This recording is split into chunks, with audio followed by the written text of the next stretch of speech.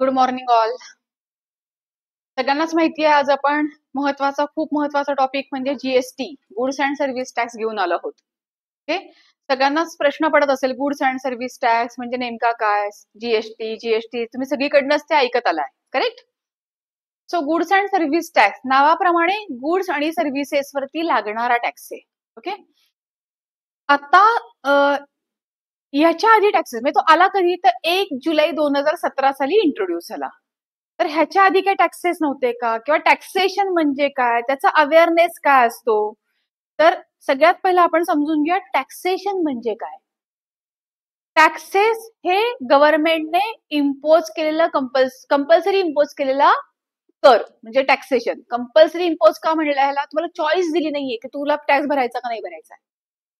आता गव्हर्नमेंटनी हे compulsory impose का केले, तर टॅक्सेस म्हणजे गव्हर्नमेंटचं इन्कम आहे. टॅक्सेस म्हणजे काय? गव्हर्नमेंटचं इन्कम आहे. हे गव्हर्नमेंटचं इन्कम गव्हर्नमेंटला जर मिळालं नाही तर गव्हर्नमेंट खर्च करू शकत नाही. आता गव्हर्नमेंटचं इन्कम कुणाकडून? तर आपल्यासारख्या लोकांकडून. मुळात आपण लोकशाहीमध्ये जगतो आहोत. लोकशाही म्हणजे काय? लोकांनी लोकांसाठी निवडून दिलेलं सरकार, लोकांसाठीच. सो त्यांचे खर्च म्हणजे काय? तर लोकांसाठी केलेलेच खर्च हे गव्हर्नमेंटचे खर्च असतात. तो गव्हर्नमेंटचे इन्कम काय? तर लोकांनी दिलेलंच म्हणजे गव्हर्नमेंटचं इन्कम असतं. तर लोक सरकारला कर स्वरूपामध्ये पैसे देतात, जे गव्हर्नमेंटचं इन्कम आहे. आता खूप लोकांना, आता मी तुम्हाला प्रश्न विचारते, तुमच्यापैकी कोणाकोणाला टॅक्सेस भरावेसे वाटतात? त्यांनी हात वरती करा. हो, म्हणजे ऑलमोस्ट तुमच्यापैकी फार रेअरस्ट लोकांचे हात वरती आलेले आहेत. बऱ्याच लोकांना असं वाटतं का टॅक्स घ्यायचा सरकारला, पण हा तुमचा दोष नाहीये, कारण का टॅक्स प्रणालीच आपल्याला नीट माहिती नाहीये. आपण सरकारला टॅक्स का द्यायचा? तर आपल्यालाच फॅसिलिटी मिळाव्या म्हणून. आता आपल्याला काय फॅसिलिटी मिळतात? तर गव्हर्नमेंटचे खर्च काय? ते आपल्या फॅसिलिटी. म्हणजेच काय? जसं की आपण बघतो की सिग्नल बांधलेले आहेत, म्हणजे रोड साईन्स. वेगवेगळ्या ठिकाणी रोडचे साईन बनलेले असतात, नावांच्या पाट्या लिहिलेल्या असतात. आपण जर एखाद्या नवीन गावात जात असू तर आपल्याला कळत नाही नेमकं कुठल्या रस्त्याला वळायचं. हे जर तिथं पाट्या लिहिलेल्या असतील तर आपल्याला त्या पाट्या बघून पटकन जाता येतं. पोलीस यंत्रणा आहे, त्याच्यानंतर आपलं सैन्य लढतं आहे. आत्ताच रिसेंटली वॉर होऊन गेलेलं आहे, तुम्ही बघितलं असेल तर भरपूर खर्च, आपले बरेचसे अस्त्र शस्त्र वापरली गेली, ती नक्की आधी खरेदी केल्याशिवाय वापरली गेली का? तर ऑफकोर्स ती आधी खरेदी करावी लागली किंवा ती बनवावी लागली, प्रोडक्शन करावं लागलं तेवढं त्याचं. सो त्याच्यासाठी पैसा लागतो. ओके. सो आता आजही आपलं सैन्य अनेक बॉर्डर्स वरती कंटिन्युअसली काम करतंय. जसं सियाचीन जर आपण घेतलं तर सियाचीनला जर आपलं सैन्य उभं करायचं म्हणलं तर ते तुकड्या तुकड्यांमध्ये उभं करतात, कारण का तिकडचं तापमान अगदी खूप -डिग्रीमध्ये असतं की आणि ऑक्सिजनची लेवलही खूप कमी असते. सो अशा ऍडव्हर्स कंडिशनला जर सैन्याला तिथे थांबवायचं असेल तर त्या प्रकारचा स्पेशल पेहराव, त्यांना स्पेशल ड्रेस घ्यावा लागतो, त्या प्रकारचं पॅकेज फूड त्यांना प्रोव्हाइड करायला लागतं, त्या प्रकारचं लिक्विड पाणी त्यांना प्रोव्हाइड करायला लागतं. ह्या सगळ्या फॅसिलिटीसाठी पैसा लागतो. मग हा पैसा कुठून देणार गव्हर्नमेंट? किंवा रिसर्च अँड डेव्हलपमेंट. जगामध्ये आपल्या देशाचं स्थान बळकट करणं हे सुद्धा तितकीच महत्वाची जबाबदारी असते, लक्षात घ्या. म्हणून जसं की आपण मंगलयान पाठवलं तर हा खर्च का केला गेला? तर तुम्ही जर मूवी बघितली असेल तर तुम्हाला कळलं असेल की काही करोड मध्ये तो खर्च आहे. सो काही करोड मधला खर्च हा नक्की कुठून झाला गेला? तर आपल्याच खिशातून. आपण जे टॅक्सेस पे करत असतो तर त्यातनंच हे करणं गरजेचं आहे. का? अनेक महासत्ता असणारे देश आहे, त्यांचं वर्चस्व राहतं. जर आपण त्यांच्या सोबतीने या ऍक्टिव्हिटी करत असू तर आपलाही त्यांच्या बरोबरीने जगामध्ये नाव राहतं. हेही करणं तितकंच खूप महत्वाचं आहे. जगामध्ये टिकून राहण्यासाठी या सगळ्या गोष्टी खूप मॅटर करतात. प्रोग्रेस करणं महत्वाचं आहे. आपलं टॅलेंट जगासमोर दिसतं की भारतातले लोक काही कमी नाहीयेत, त्यांचं टॅलेंट खूप आहे. सो मंगलयान जेव्हा गेलं तेव्हा भारतासाठी प्राऊड मुवमेंट होती. म्हणजे आपल्यासाठी एक न्यूज होती टीव्हीवरती बघण्यासाठी, पण जेव्हा आपण अशा प्रकारच्या मूव्ही बघतो त्यावेळेस आपल्याला कळतं की किती पैसा लागतो, किती खर्च लागतो, लोकांनी किती अहोरात्र काम करून त्याच्यासाठी वेळ दिलाय. आणि मग आपण त्या अनेक देशांच्या, जसं की रशिया, चायना, युएसए, हे सगळे ह्या देशांची नावं आहेत की ज्यांनी वेगवेगळ्या ग्रहांवरती पाऊल ठेवण्याचे प्रयत्न केले, त्या तिथपर्यंत पोहोचले. आणि आता आणखीन एक नाव त्या यादीत आलं, ते म्हणजे आपल्या भारताचं. आणि भारतातलं टॅलेंट एवढं जबरदस्त होतं की कुठल्याही देशाच्या खर्चाच्या निम्म्याही पेक्षा कमी खर्चामध्ये आपण ते सक्सेसफुल प्रोजेक्ट केला. तो ह्या सगळ्यासाठी पैसा पुरवणं हे सरकारला मॅन्डेटरी असतं, तो पुरवावा लागतो. मग हा पैसा सरकारकडे कुठून येणार? लेटेस्ट आणखीन उदाहरण घेता येईल कोविड सारखं. कोविडला सुद्धा जेव्हा लोकांच्या खिशात पैसे नव्हते तेव्हा वेगवेगळ्या योजनांद्वारे किंवा अगदी आपल्या रेशनच्या दुकानावर 5 रुपये 10 रुपये किलोने अन्नधान्य पुरवायचं काम हे सरकारने केलं. अर्थात सरकारकडे अन्नधान्य आलं कुठून रेशनच्या दुकानावर दिला तर त्यांना ते परचेस करावं लागतं रेग्युलर रेटनी आणि मग ते कमी पैशात आपल्याला देतात किंवा व्हॅक्सिनेशन फ्रीमध्ये दिलं. तो पोलीस यंत्रणा, research and development, medical, education, an number of government एम्प्लॉईची सॅलरी, इन्फ्रास्ट्रक्चर, सगळ्यात मोठा खर्च आणखीन इन्फ्रास्ट्रक्चर, रोड्स बांधणे, हायवे बांधणे, टनेल बांधणे, डॅम बांधणे यासारखे इन्फ्रास्ट्रक्चर, हे इतके सारे खर्च हे गव्हर्नमेंटला करायला लागतात जे गव्हर्नमेंट आपल्याकडनं पैसे घेऊनच करू शकतो. आणि मग भारतामध्ये 2 प्रकारचे टॅक्सेस आहेत, ते म्हणजे डायरेक्ट टॅक्स आणि इनडायरेक्ट टॅक्स. डायरेक्ट टॅक्स म्हणजे आपण स्वतःहून भरतो तो. आता तुमच्या सगळ्यांकडे तर सगळेजण ज्याच्या लोक पुण्यामध्ये किंवा शहरामध्ये राहत असतील तुमच्याकडे टॅक्स पावती येत असेल घराची, पाणीपट्टी, घरपट्टीची येते ना, राईट. मग तुम्ही ही स्वतःहून भरता, राईट. तुम्ही तुमच्या वतीने दुसऱ्याला देत नाही. तुम्ही काय करता, पीएमसीच्या टॅक्स साईट वरती वगैरे जाऊन तुमचं ऑनलाईन पेमेंट करता. म्हणजे हा टॅक्स तुम्ही कसा भरला, directly to government. So it is called as direct tax. Okay. पण तुम्ही दुकानामध्ये जाता आणि कोलगेट परचेस करता. कोलगेट जेव्हा परचेस करतात तेव्हा कुणी, अगदी लहान मुलगा जरी गेला दुकानावर तर त्याला आईने शिकवलेलं असतं की त्याच्यावरची किंमत बघा. मग तो काय करतो, त्या कोलगेटवरची प्राइस बघतो. ओके. सो त्या प्राइस वरती काय लिहिलेलं असतं, करेक्ट, एमआरपी. काय लिहिलेलं असतं, एमआरपी. आणि आणखीन एक ब्रॅकेटमध्ये लिहिलेलं असतं. कोणाला सांगता येईल का, एमआरपीच्या बरोबरीने ब्रॅकेटमध्ये काय लिहिलेलं असतं,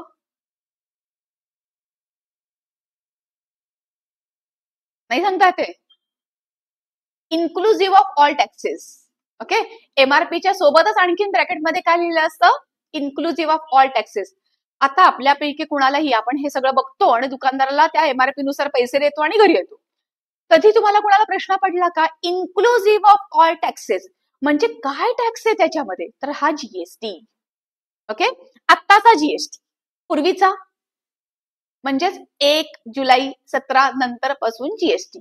पूर्वी होते ना टॅक्सेस, इनडायरेक्टलीच होते. का, कारण का आपल्यासारख्या लोकांना, आपणही म्हणतो अरे ती व्यक्ती टॅक्सेस नाही भरत आहे. तुम्ही सगळे इथे जेवढे बसला आहात ना तेवढे सगळे जण टॅक्सेस भरत आहात. मी आता म्हणलं तसं दुकानात जाऊन जे लोक तुम्ही एमआरपी वरती वस्तू खरेदी करताय, तुम्ही सगळ्या लोकांना सरकारला टॅक्स दिलाय आणि म्हणून तो सरकारकडे पोचतो. आणि मगाशी मी प्रश्न विचारला होता की तुमच्यापैकी कोण टॅक्सेस भरेल, एखाद दुसरा हात वरती आला होता, करेक्ट. म्हणजे काय, जर हा इनडायरेक्ट टॅक्स जर इम्पोज नाही झाला, इनडायरेक्टली वस्तूवरचा किंवा सेवावरचा सरकारने घेतला नाही, तर आपल्यापैकी किती जण सरकारला टॅक्स भरायला तयार आहेत. मग सरकारकडे पैसा कसा पोचणार. का एक म्हण आहे, सीधी उंगली से घी नहीं निकल रहा है तो उंगली को टेढ़ी करो, कळतं ना. तसं सरकारने केलंय. सरकारने तुम्हाला सरळ सरळ मागितलं नाही, टॅक्स द्या. सरकारला तुम्हाला विनंती करत बसावं लागेल, द्या टॅक्स, द्या टॅक्स. तर हे काही प्रॅक्टिकली पॉसिबल नाही. सो सरळ सरळ मिळणार नाही हे सरकारला माहितीये. त्यामुळे सरकारने काय केलं, तुम्हाला काही ऑप्शनच नाहीये. तुम्ही वस्तू खरेदीला गेलात, एमआरपी बघितली, पैसे दिले, म्हणजे तुम्ही टॅक्स देऊनच आला. तुमच्याकडे ही चॉईसच नाही की टॅक्स द्यायचा का नाही द्यायचा. तो अशा प्रकारे इनडायरेक्टली, आणि म्हणूनच जीएसटीला इनडायरेक्ट टॅक्स म्हणतात. डायरेक्ट टॅक्स आपण स्वतःहून बसतो. वन ऑफ द मोठा एक डायरेक्ट टॅक्स आपल्याला सांगता येईल तो म्हणजे इन्कम टॅक्स. जोही प्रत्येक व्यक्तीने खरं तर स्वतःचे इन्कम कॅल्क्युलेट करायचंय. इन्कम टॅक्सच्या नियमानुसार आपण जर टॅक्सेबल असू तर तो आपण आपला टॅक्स कॅल्क्युलेट करायचा आणि सरकारला भरायचा, आपणच भरायचा. That is called as direct tax. कारण आपण तो स्वतःहून किंवा डिरेक्टली सरकारला भरतो. राईट. इथपर्यंत कळाले सगळ्यांना, व्हेरी गुड. जीएसटी इनडायरेक्टली जातो. कशा पद्धतीने, आपण प्रत्येक जण, आपण एंड युजर, आपण सगळे एंड युजर होतो. एंड युजर का म्हणायचं आपल्या सगळ्यांना, कारण का आपण कुठेही वस्तू पुढे विकत नाही, आपण स्वतः वापरतो. सो आपण कोण झालो त्या वस्तूचे, एंड युजर. आपण न कळत टॅक्स हा सरकारला वेगवेगळ्या चेन मार्फत पोहोचवतो. म्हणजे आपण दुकानदारांना देतो, दुकानदार आणखीन कुणाकडनं खरेदी करतो, असं करत करत तो सरकारला पोहोचवतो. म्हणून त्याला म्हणतात इनडायरेक्ट टॅक्सेस. ओके. सो इथे आपण इनडायरेक्ट पर्यंत आलो. म्हणजेच काय, GST is an indirect tax levied on supply of goods or services. हा झाला इनडायरेक्ट टॅक्स. खूप इंटरेस्टिंग आहे इनडायरेक्ट टॅक्स. आता हा आणला, त्याच्या आधीचे टॅक्सेस काय होते तर तुम्हाला इथे एक स्ट्रक्चर दिसत असेल, स्टेट लेवल आणि सेंट्रल लेवल. आता हा मोठा प्रश्न सगळ्यांना पडतो, राज्य सेंट्रल हे काय. तर लक्षात घ्या, आपल्या घटनेनुसार जेवढं स्वातंत्र्य केंद्राला आहे तेवढं स्वातंत्र्य राज्यांना राज्य चालवण्याचं आहे. लक्षात घ्या. म्हणजेच काय तर राज्यांनी स्वतःच इन्कम जनरेट म्हणजे टॅक्स स्वरूपात स्वतःचा रेव्हेन्यू जनरेट करायचा आहे आणि स्वतःचं सरकार चालवायचंय. ओके. सो त्यांना तेवढाच रेव्हेन्यू जनरेट करायचं म्हणजे त्यांनी त्यांचे टॅक्सेस इम्पोज करायचे. सो राज्यांनी इम्पोज केलेले टॅक्सेस एवढे होते. व्हॅट हा गुड्स वरती लागणारा होता. एंटरटेनमेंट टॅक्स हा तुम्ही मूवी वगैरे बघायचा त्याच्यावरती लागणारा होता. परचेस टॅक्स, एंट्री टॅक्स, लॉटरीवरचा tax, central sales CST, central sales tax हे सगळे राज्यांनी इम्पोज केले होते. तसंच केंद्राचा स्वतःचा रेव्हेन्यू एक्साईज ह्या मॅन्युफॅक्चरिंगला लागायचा. त्याच्यानंतर सर्व्हिस टॅक्स जो कशावरती लागायचा सर्व्हिसेसवर. बघा इथेच तुम्हाला डिफरन्स दिसेल, गुड्सवरचा टॅक्स वेगळा, ओके, सर्व्हिसवरचा टॅक्स वेगळा. ओके. CBD sad. आता ऑनलाईन स्टुडंट्स विचारतात की सीबीडी सॅड म्हणजे काय. सीबीडीचा फुल फॉर्म आहे काउंटर व्हॅल्युइंग ड्युटी. जेव्हा इम्पोर्ट करतो ह्या दोन गोष्टी, जेव्हा आपण बाहेरच्या देशातनं मटेरियल इम्पोर्ट करतो त्यावेळेस कस्टम ड्युटी सोबत ह्या ड्युटीज पण लागायच्या ऍडिशनली, म्हणजे काउंटर व्हॅल्यू ड्युटी आणि स्पेशल ऍडिशनल ड्युटी पण लागायची. कळतं ना. तर आता ती काढलीये कस्टम ड्युटी, अजून नाही काढली, अजून कस्टम ड्युटी कंटिन्यू आहे. पण ह्या दोन ड्युटीज मात्र त्यांनी ज्या इम्पोर्ट सोबत लागायच्या त्या काढून टाकल्यात. ओके, कळलं. त्याच्यानंतर वेगवेगळे सेसेस. सेसेस म्हणजे काय असतं तर एक स्पेसिफिक टॅक्स असतो, जसं की कृषी कल्याण सेस म्हणजे हा टॅक्स स्पेसिफिकली शेतीसाठीच वापरला जाईल. किंवा स्वच्छ भारत सेस म्हणजे काय, स्वच्छ भारत सेस मधून गोळा होणारा पैसा भारत स्वच्छ ठेवण्यासाठीच वापरला जाईल. असे हे स्पेशल सेसेस होते, तेही त्यांनी आता काय करून टाकलेत, काढून टाकलेत. आणि ऍडिशनल एक्साईज, ओके, लक्झुरियस गुडवरती ऍडिशनल एक्साईज हे लागायचा. तर हे सगळं म्हणजे हे सेंट्रल लेवलचे टॅक्सेस त्यांनी काढले. ओके. हे स्टेट लेवलचे टॅक्सेस त्यांनी काढले. ह्याच्याच वरनं काय दिसतंय, multiple taxes, multiple departments, multiple due dates, multiple return फायलिंगचे फॉर्म, मल्टिपल रजिस्ट्रेशन प्रोसेस. हे सगळं प्रत्येकाचं वेगवेगळं होतं, जे भयंकर त्रासदायक होतं. आणि हे जी स्ट्रक्चर जे त्रासदायक होतं ते त्यांनी काढलं आणि मग एकच टॅक्स आणला, तो म्हणजे गुड्स अँड सर्व्हिस टॅक्स. हे सगळं त्रास मल्टिपल जे होतं, लोकांना त्रास कमी व्हावा, जे एन नंबर ऑफ टॅक्सेस आहेत, एन नंबर ऑफ प्रोव्हिजन आहेत, एन नंबर ऑफ कंप्लायन्सेस आहेत, ते कमी व्हाव्यात आणि त्यांना टॅक्स प्रणाली सोपी वाटावी, या दृष्टिकोनातनं जीएसटी आणण्यात आला. आणि जीएसटीचा बेस त्यांनी काय ठेवला, वन नेशन वन टॅक्स. लक्षात घ्या. आता वन नेशन वन टॅक्सचा आणखीन अर्थ सांगते. हे जे राज्याचे हे जे काही टॅक्सेस स्टेट लेवल होते ते प्रत्येक राज्याचे होते, प्रत्येक राज्याचे. येस, बरोबर आहे. म्हणजे महाराष्ट्र राज्यामध्ये जो नियम आहे त्याचं म्हणणं आहे प्रत्येक राज्याचे वेगळे होते, तर प्रत्येक राज्याचा नियम आहे का असं ऑनलाईन स्टुडंटचं म्हणणं आहे. तर हो, करेक्ट, प्रत्येक राज्याचे नियम वेगळे होते. म्हणजे मी जर महाराष्ट्रात आहे तर मी महाराष्ट्र व्हॅल्यू ऍडेड, त्याला एमवॅटच म्हणलं जायचं, मी महाराष्ट्र व्हॅल्यू ऍडेड टॅक्स शिकायचा. आणि उद्या जर माझी बदली गुजरातला झाली तर मी गुजरात व्हॅल्यू ऍडेड टॅक्स शिकायचा. का, कारण का महाराष्ट्रामध्ये व्हॅटचा नंबर कधी काढायचा, त्याचे लिमिट वेगळे, त्याचे रिटर्नचे फॉर्म वेगळे, त्याचे पेमेंट प्रोसिजर्स वेगळ्या, ड्यू डेट्स वेगळ्या. गुजरातमध्ये गेले की गुजरातच्या रिटर्नचे फॉर्म वेगळे, रजिस्ट्रेशन प्रोसेस वेगळी, रजिस्ट्रेशनचे लिमिट वेगळे. आणखीन मी राज्य बदललं तर सेम डिफरंट. ते तर जाऊ द्या, अगदी वस्तूचे रेट पण डिफरंट होते. म्हणजे महाराष्ट्रात जर अजूनही आहे बघा, खालती जर बघाल तर अल्कोहोलिक लिकर आणि पेट्रोलियम क्रूड ऑइल, डिझेल ह्याच्यावर हे अजूनही व्हॅट एक्साईजच्या मध्ये आहेत. म्हणजे काय तर आपण म्हणतो ना की गोव्याला पेट्रोल स्वस्त आहे, म्हणजे काय तर वस्तूचे दर सुद्धा राज्य टू राज्य बदलत होते. आता फक्त दोनच राहिलेत, एक अल्कोहोलिक लिकर अगदी शुद्ध भाषेत प्यायची दारू, ओके, आणि तुमचं पेट्रोल डिझेल. ओके, ह्या वस्तू अजूनही जीएसटी मध्ये आल्या नाहीयेत. त्यामुळे अजूनही कंडिशन तीच आहे की त्याच्यावरती सेंट्रलचा एक्साईज लागतो आणि मग राज्यांचे व्हॅट लागतात. आणि म्हणून तर पेट्रोलच्या दरामध्ये राज्यामध्ये फरक आहे. आणि पूर्वीच्या काळी सगळ्याच गुड्सवरती हीच प्रोव्हिजन होती. राज्य बदलला, वस्तूच्या व्हॅटचा रेट पण बदलला. दुसरं महत्वाचं एक स्ट्रक्चर होतं, सर्व्हिस टॅक्स मात्र सेंट्रल लेव्हल टॅक्स असल्यामुळे जी काही प्रोव्हिजन सेंट्रल लावायचे ती ऑल ओव्हर इंडिया कंपल्सरी होती. व्हॅटचं मात्र तसं नाही, राज्य बदललं, व्हॅट बदलला. म्हणजे या जर पेनवरती महाराष्ट्र राज्यामध्ये 5% व्हॅट असेल तर गुजरात 4% लावेल, मध्य प्रदेश 8% लावेल, असं होतं. नक्कीच हे काय होतं, सगळ्यांसाठी त्रासदायक होतं. आणि म्हणून त्यांनी वन नेशन वन टॅक्स का केलं? अगदी सोपं, ह्या एका वाक्यातच सगळं आलं. म्हणजे काय, आता तुम्ही पेन घ्या आणि पेनवरती जर 5% जीएसटीचा रेट ठरला असेल तर मी काश्मीर टू कन्याकुमारी कुठेही जाऊ दे, मला पेनवरती जीएसटीचा दर 5% द्यायचा आहे. व्हॅट सारखा तो बदलत राहणार नाही. एक्साईज नाहीच आहे, एक्साईज तर निघूनच गेला. व्हॅट एक्साईज अगदी मॅन्युफॅक्चरिंग लेवलला लागायचा आणि मग पुढे तो बंद होत होता. मॅन्युफॅक्चरिंग लेवलला एक्साईज लागला की व्हॅट लागायचा आणि मग पुढे व्हॅटच कंटिन्यू व्हायचा. पण आता एक्साईज काढूनच टाकण्यात आलाय, सो ते एक डबल टॅक्सेशन होतं, ते संपलं. आता फक्त काय लागणार, जीएसटी. आणि त्या जीएसटीचा दर जर 5% राहिला असेल तर पुढे पण 5% आणि सगळीकडे तोच राहणार. म्हणून one nation one tax. One nation one टॅक्सचा आणखी अर्थ काय, जीएसटी रजिस्ट्रेशनची प्रोसेस जी प्रत्येक राज्यांची वेगळी होती, आता व्हॅटची, आता जीएसटीची कुठल्याही राज्यात जा, जो जीएसटीची प्रोसेस आहे तीच आहे. म्हणजे मला वेगळं जाऊन काही शिकायचं नाहीये. रिटर्नचे फॉर्म सिमिलर आहेत, रिटर्नच्या due date all over India similar आहेत. त्यामुळे माझे राज्य जरी बदलले तरी शिकलेला जीएसटी परत जाऊन शिकायचा नाही, पण पूर्वीच्या काळी शिकलेला व्हॅट परत जाऊन शिकायला लागायचं. ओके, हा वन नेशन वन टॅक्सचा अर्थ आहे. Okay, now GST is a tax on supply across the entire industry value chain. Okay, आणि credits or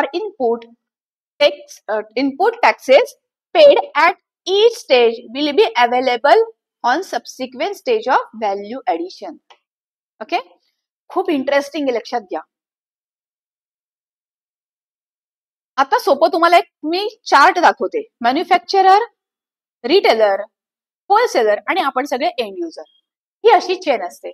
मॅन्युफॅक्चरर एखादी वस्तू प्रोड्यूस करतो. आता हे 100 रुपये त्याची कॉस्ट ठरवली आहे मॅन्युफॅक्चररनी, त्यांनी विकायची. लक्षात घ्या, ही एमआरपी नाहीये. त्यालाही पुढच्या चेनमध्ये न्यायचे. त्यांनी त्याचं प्रोडक्शन कॉस्ट प्लस त्याचा प्रॉफिट कन्सिडर करून 100 रुपीज होलसेलरला देण्याचे. मी जरा चेंज करते, इथे होलसेलरला पाहिजे, होलसेलर, रिटेलर. सो होलसेलरला त्याला द्यायची कॉस्ट पुढे रिटेलरकडे जाणार, पुढे एंड युजरकडे जाणार. या सगळ्याचा विचार करून त्याची स्वतःची कॉस्ट त्यांनी ठरवली आहे 100 रुपीज. समजा त्याच्यावरती 5% टॅक्स असेल तर त्याच्यावरती तो 5% लावतो 5 रुपये आणि 105 ला तो होलसेलरला विकतो. ही त्याची सेलिंग कॉस्ट होलसेलरसाठी झाली. पण टॅक्स हा सरकारला द्यायचा आहे. होलसेलरकडनं 5 रुपये घेऊन ते सरकारकडे जाणार आहे. तसंच होलसेलरसाठी परचेस कॉस्ट 105 होत नाही, होलसेलरसाठी परचेस कॉस्ट होते 100 रुपये. वरचा 5 हा टॅक्स आहे, लक्षात घ्या. होलसेलर त्याच्यामध्ये स्वतःचा प्रॉफिट ऍड करतो, म्हणजे झाले किती, 120. आता होलसेलरनी जी विकायची ती कॉस्ट झाली, त्याच्यावरती होलसेलर पण 5% टॅक्स लावतो. लक्षात घ्या, होलसेलर 100 वरती पण टॅक्स लावतोय, म्हणून तर आपण तो 5 रुपये कन्सिडर नाही केला. बेसिक व्हॅल्यू होलसेलरसाठी 100च राहणार, कारण का ती त्याची विक्रीची कॉस्ट आहे, खरेदीची कॉस्ट आहे, ज्यात तो 20 रुपये ऍड करून 120 ही त्याची विक्रीची कॉस्ट होते. आणि मग 5% जीएसटी लावून 12×5 = 6 रुपयाचा जीएसटी लागला, त्याचे 126 रुपये झाले. रिटेलरला ती वस्तूची बेसिक कॉस्ट पडली 120, रिटेलर स्वतःचा प्रॉफिट ऍड करणार, आता कॉस्ट झाली 150 आणि रिटेलर पण 5% टॅक्स लावणार, जो झाला 7.5 रुपये. सो 157 रुपये 50 पैसे ही कॉस्ट पडते एंड युजरला. आणि ही काय असते तर जनरली तुमची एमआरपी असेल और लेस दॅन एमआरपी असेल. लेस दॅन एमआरपी का, मे बी ही काय असू शकते, तुमची कॉस्ट डिस्काउंटेड असू शकते. म्हणजे जसं तुम्हाला डीमार्टला वगैरे किमती कमी करतात, 5% डिस्काउंट, 10 रुपये डिस्काउंट, व्हॉट एव्हर. त्यामुळे ती एमआरपी असेल किंवा लेस दॅन एमआरपी असू शकते. लक्षात घ्या, एमआरपी कोण ठरवतं तर मॅन्युफॅक्चरर, कारण का ऑबीव्ही असलेला प्रोडक्शन काढायचं आणि विकायचे. मधले कोण आहेत, शेवटी प्रॉफिट मार्जिन घेणार आहेत. फक्त मला जो मॅन्युफॅक्चररचं प्रॉफिट मार्जिन जास्ती मिळणार त्याचा माल मी विकणार, ही मेंटॅलिटी होलसेलर आणि रिटेलरची असते.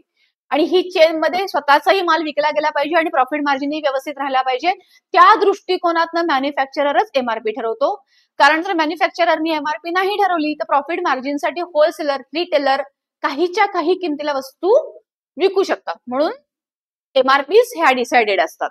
ओके, आता इथे काय झालंय, ही झाली सप्लाय चेन. ह्याला काय म्हणतात, manufacturer, wholesaler, retailer, end user. ही काय झाली, सप्लाय चेन झाली. आता बघा इथे, आता हे स्ट्रक्चर पूर्वी होतं हे लक्षात ठेवा.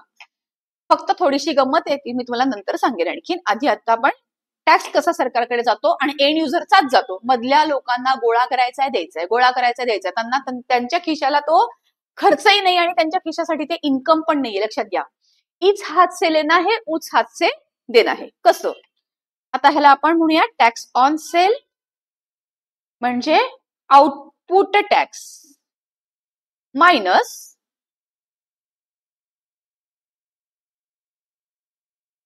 Output tax minus tax on purchase म्हणजे input tax.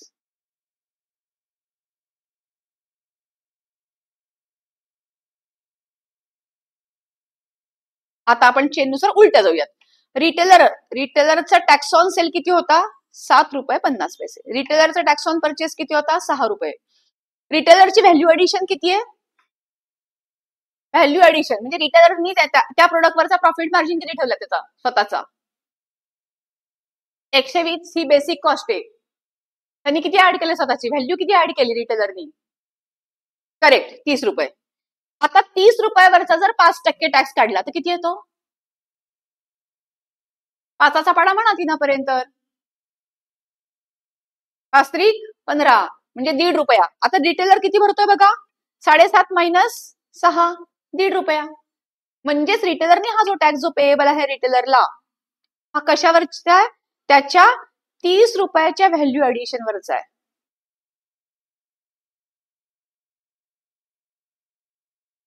Tax. Okay, same wholesaler साठी टॅक्स ऑन सेल झाला 6 रुपये आणि त्याचा टॅक्स ऑन परचेस आहे 5 रुपये, 1 रुपया. त्याचं व्हॅल्यू एडिशन किती आहे होलसेलरचं, 20 रुपये. 20च्या 5% किती होतात, 5 दुने 10, 1 रुपया. बरोबर होलसेलरचा व्हॅल्यू एडिशन वरचा टॅक्स होलसेलरनी भरला. हा किती वरती आहे, 20 रुपयावरती 5%. ओके, मॅन्युफॅक्चररनी प्रोड्यूस केलंय, बेस आपण तिथनच पकडलाय म्हणून त्याचा टॅक्स ऑन सेल झाला 5 रुपीज. टॅक्स ऑन परचेस आहे 0. काय म्हणणं आहे, हा तुझं म्हणणं आहे की मॅन्युफॅक्चररचं इनपुट नाही का, असतं. अरे पण कुठून तरी चेन सुरुवात केली पाहिजे. तो प्रोड्यूस करून फिनिश गुड जिथे आपण सुरू करतोय तिथून मी तुम्हाला चेन दाखवतेय. मॅन्युफॅक्चरर्सकडे पण आधीच त्यांचं पर्चेसिंग आहे पण ते रॉ मटेरियलचं असतं. आपण फिनिश गुड पासून पकडतोय म्हणून ते 0 पकडतोय. अदरवाईज ती चेन कंटिन्युअस आहे, खूप मागे मागे मागे मागे जाईल. मी तुम्हाला शिकवूच नाही शकणार, इतकी लांब चेन होईल ती. सो आपण बेस काय पकडला, फिनिश गुड पासून पकडला. सो आपण ऍझ्युम करतोय की आता त्याचा फिनिश गुड्स वरचा टॅक्स काही नाहीये, कारण का फिनिश गुड झाल्यानंतर तो विकतोय. ओके, त्याचाही टॅक्स मायनस होतो रॉ मटेरियल वरचा. ओके, सो आता त्यांनी 5 रुपये सरकारकडे मॅन्युफॅक्चरर थ्रू गेले. आता ह्याची जर टोटल केली तर ती किती होते, 7.5. जी कोण देतो, म्हणजे आपणच 7.5 रुपये सरकारला भरतो. कसे, रिटेलर थ्रू 1.5 रुपया, होलसेलर थ्रू 1 रुपया, मॅन्युफॅक्चरर थ्रू 5 रुपये. ओके, आता हे जे मायनस करण्याला म्हणतात, हे जे आपण वजा केलेत ना ह्याच्यामध्ये, हे वजा या चिन्हाचा अर्थ आहे इनपुट टॅक्स क्रेडिट. वजा चिन्हाचा अर्थ काय आहे, इनपुट टॅक्स क्रेडिट. हे वजा करणे, हे टॅक्स ऑन परचेसला म्हणतात इनपुट, आणि वजा करणे या प्रकाराला म्हणतात क्रेडिट घेणे. ओके, क्रेडिट करणं म्हणजे वजा करणे.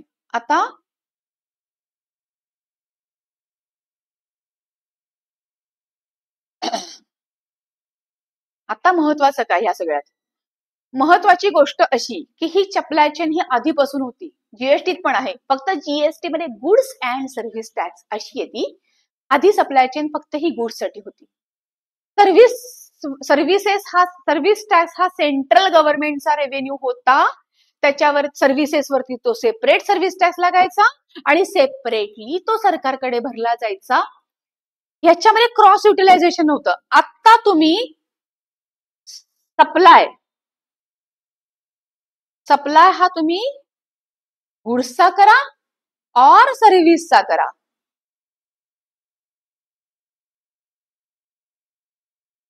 ओके, या दोन्हीवरती लागणारा टॅक्स एकत्रच असणारे, आउटपुट भेदभाव नाही आता.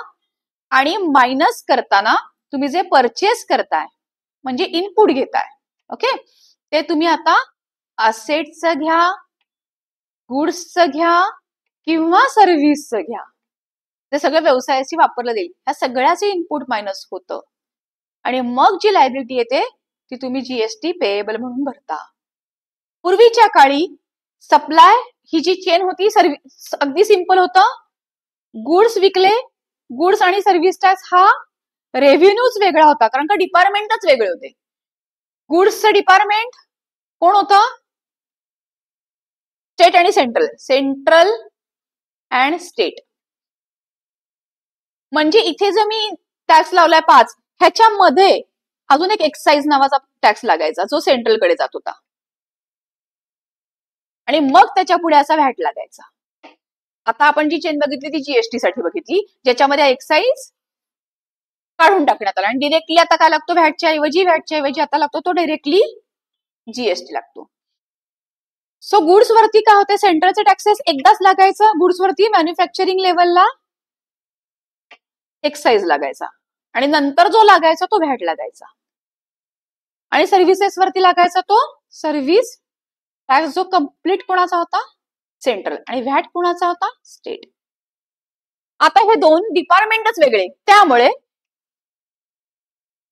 व्हॅटचे इनपुट म्हणजे गुड्स वरचे इनपुट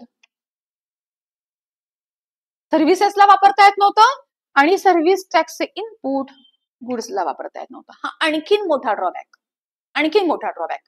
म्हणजे आता आपण बघतोय आयटॅब ही संस्था आहे जी सर्व्हिसेस प्रोव्हाइड करते. ओके, जीएसटीच्या इरामध्ये आयटॅबनी जरी तुमच्याकडनं सर्व्हिसेसवरचा जीएसटी कलेक्ट केला असेल तरी आयटॅबला आता क्लासेससाठी जी फर्निचर परचेस केलंय, क्लासेससाठी कम्प्युटर परचेस केले, या वस्तूवरचाही जीएसटीचे इनपुट मायनस करता येतं. जसं आपण इथे इनपुट मायनस केलंय तसं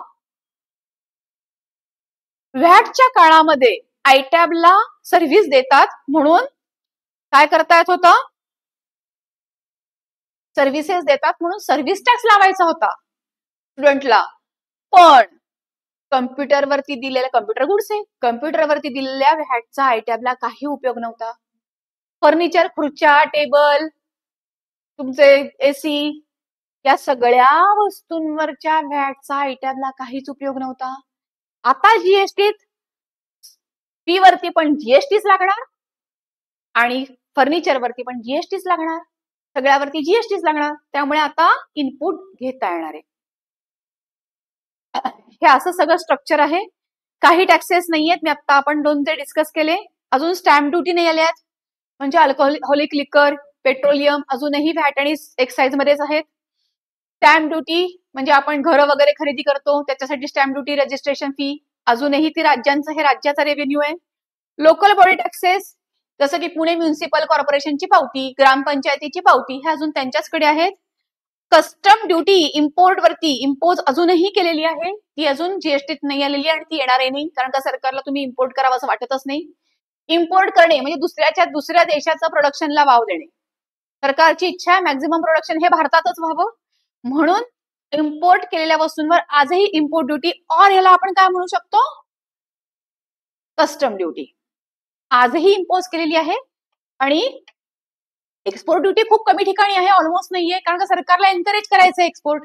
ओके, त्यामुळे ती मोस्टली एक्झम्प्ट आहे. प्रोफेशनल टॅक्स पगारातनं डिडक्ट होणारा पीटी तोही आजही चालू आहे. सो हे एवढे टॅक्सेस अजूनही जीएसटी मध्ये आलेले नाही. आता आज आपलं अगदी इंट्रोडक्शन सेशनच आहे, पण तुम्हाला प्रश्न पडला असेल की आपण आणखीन काय काय टॉपिक कव्हर करणार आहोत, तर खूप आहे.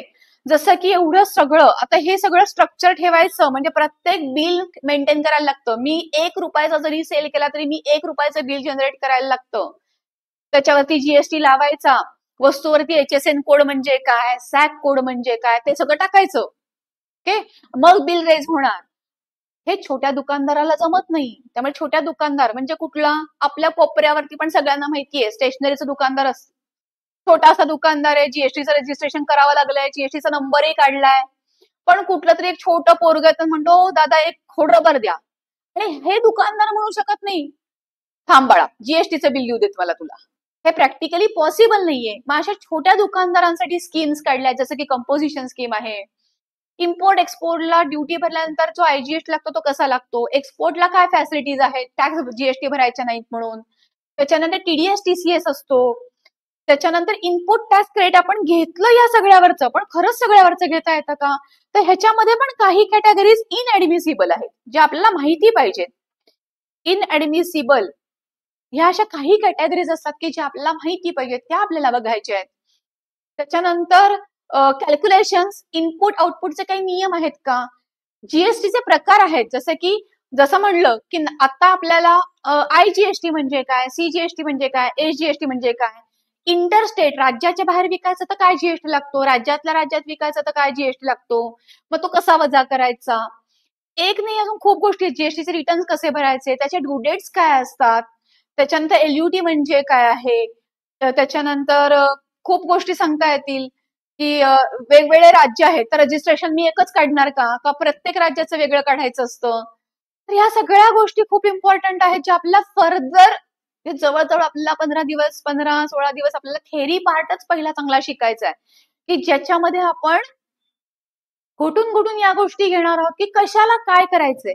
लक्षात घ्या, आपल्यासाठी अगदी सिंपल आहे की तुमच्यासाठी बरोबर आहे. तुम्हाला काय वाटतं, आउटपुट मधून इनपुट मायनस झालं की झाली जीएसटीची लायबिलिटी भरली. इनपुट पण सगळं वजा करता येत नाही, कसं पण वजा करता येत नाही. IGSTला IGSTच वापरा, असे काही नियम आहेत त्याचे. इतका मोठा पार्ट आपल्याला अजून पुढे कव्हर करायचा आहे. ओके, सो थेरॉटिकल पार्ट आहे, इंटरेस्टिंग आहे. लक्षात घ्या, कायदा आहे, कायदा हा आपल्याला जसा आहे, जसा मांडलाय तसाच शिकावा लागतो. आणि कायदा कळला की पुढे काम करण्यासाठी आपल्याला अतिशय सोपं जातं. का, तुम्ही सगळे अकाउंटंट म्हणून काम करताय, करेक्ट, राईट, कुठे ना कुठेतरी अकाउंटंट म्हणून करत असाल किंवा करणार असाल, तो तुमच्याकडे प्रत्येक बिल येतं. लक्षात घ्या, तुमचा ओनरने जीएसटीचं मॉड्यूल नाही केलेलं आहे, त्यामुळे त्यांना काय वाटतं की कुठेही आपण जावं आणि जीएसटी आहे का, घ्या माझा जीएसटीचा नंबर, म्हणजे काय, आपल्याला आउटपुट मधनं वजा करता येईल असं त्यांना वाटतं. म्हणून मग ते ओनर दुनियाभराची बिलं गोळा करतात आणि एक अकाउंटंटच्या पुढे आणून देतात की हे घे बाबा, ह्याच्यातनं आपल्याला जीएसटी आहे, आपल्याला इनपुट घेता येईल, वजा करता येईल. मी जसं तुम्हाला इनपुट घेता येईल म्हणजे नाही काय, मी इथं दाखवलं वजा करता येईल, वजा करता येईल, मग आपल्याला कमी टॅक्स भरायला लागेल. तर ऍज अन अकाउंटंट तुम्हाला माहिती पाहिजे, भले त्यांनी गठ्ठा उचलून आणून दिलाय, ह्याच्यापैकी कुठल्या बिलांचा जीएसटी मला वजा करता येणार आहे, कुठल्या बिलांचा वजा नाही करता येणार आहे, हे अकाउंटंट म्हणून तुम्हाला माहिती पाहिजेत. ड्यू डेट्स तुम्हालाच माहिती पाहिजेत. इनपुट घ्यायचं तर कसं घ्यायचं, लक्षात घ्या, या सप्लाय चेन मध्ये रिटेलरला होलसेलरनी हे हा ₹1 भरला का बघावं लागतं. होलसेलरला मॅन्युफॅक्चररनी त्याचं इनपुट म्हणजे ₹5 भरले की नाही बघावं लागतं जीएसटीच्या पोर्टलवर. मग हे अकाउंटंट, त्यांच्याकडे काम करणारे हे अकाउंटंटचं काम आहे की इनपुट कसं क्रॉस चेक करायचं, कुठलं इनपुट व्हॅलिड आहे, जे घेता येतं, आणि मग लायबिलिटी कशी काढायची. कंपोजिशन स्कीम कोण घेऊ शकतं, कोण बाहेर राहू शकतं, कोण त्याच्यामध्ये ऑप्ट आउट करू शकतं. बरं, ऑप्ट आउट कायमचं राहता येत नाही, ठराविक टर्नओव्हर वगैरे क्रॉस झाले की तुम्हाला त्या कंपोजिशन स्कीम मधनं बाहेर पडायला लागतं. ह्या सारख्या गोष्टी तुम्हाला अजून डिटेलमध्ये आपल्याला शिकायच्या आहेत की ज्याचा फायदा तुम्हाला प्रत्यक्ष काम करताना आणखीन होईल. ज्या चुका ज्यांचा अजून जॉबच सुरू नाही झालाय त्यांच्या चुका होण्याची शक्यता ऑलमोस्ट नसेलच, म्हणजे कारण आधीच शिकताय, पण जे ऑलरेडी काम करतात त्यांना हा फरक प्रकर्षाने जाणवेल की ह्या गोष्टी आपल्याला माहिती असणं कितीतरी मॅन्डेटरी होतं. माझ्या मते आपलं हे पहिलंच लेक्चर आहे, खूप बर्डन व्हायला नको. आज आपण आता इथे थांबूयात आणि असेच रोज इंटरेस्टिंग टॉपिक घेऊन वेगवेगळे पुढे जाऊयात. ओके, खूप इंटरेस्टिंग आहे, लॉ आहे पण इंटरेस्टिंग आहे. Okay, bye, thank you very much, उद्या भेटू.